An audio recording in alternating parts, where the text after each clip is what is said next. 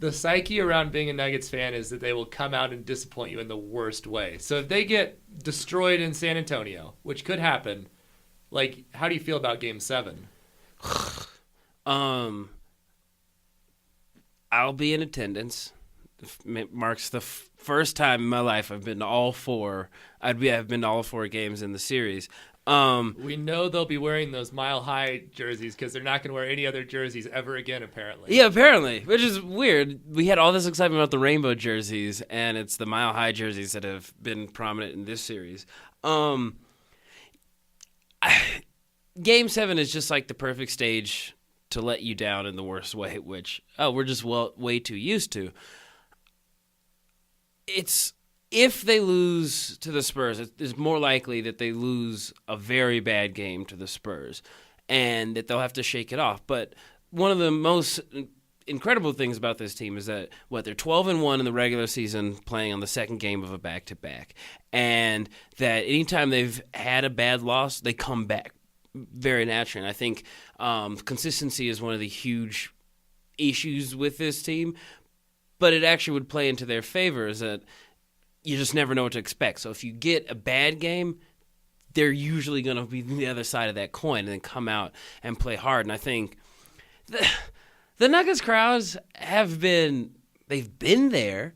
People have been excited when the announcer tells them to, but it hasn't been like crushing playoff basketball. But the biggest advantage is still the altitude. And so I think if it goes to a Game 7, they'll have a lot of mental stuff to shake off.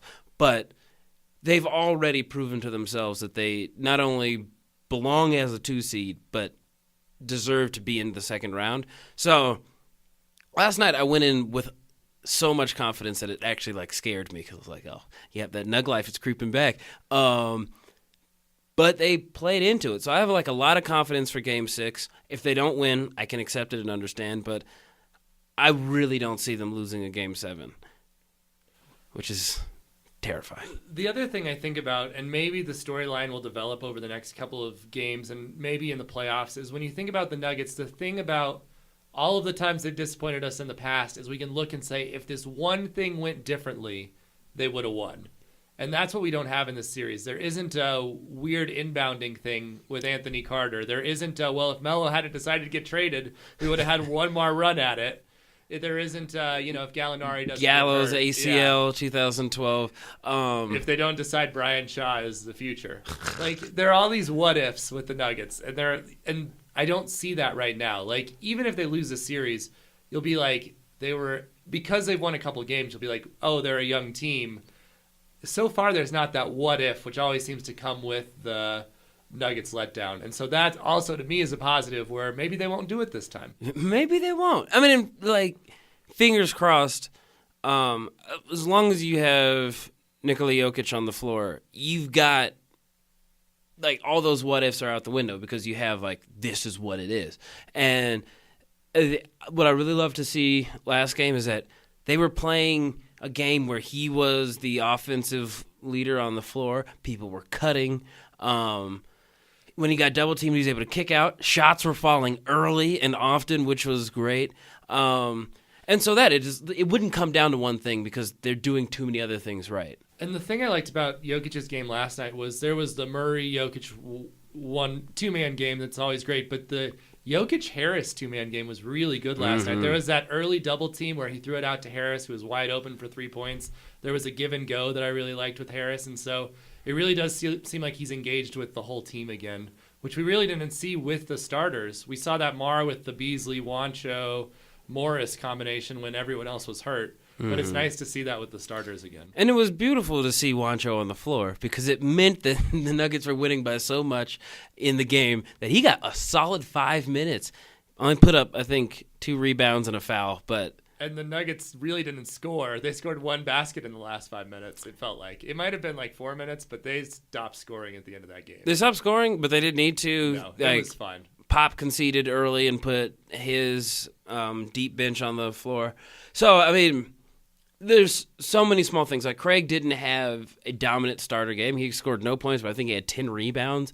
So they're a multi-tool in ways that they can kill you. And San Antonio, for all of the lore and legend of the Spurs that will never die. They really just don't have enough options to keep up with it. I mean, like, you can't ever count Pop out because he is just the master chess player. But Malone, I think, understands what he needs to do for those in-game adjustments, and he can just rely on the starting five and then the 3 or 4 guys that can come out and just kill them with energy and efficiency.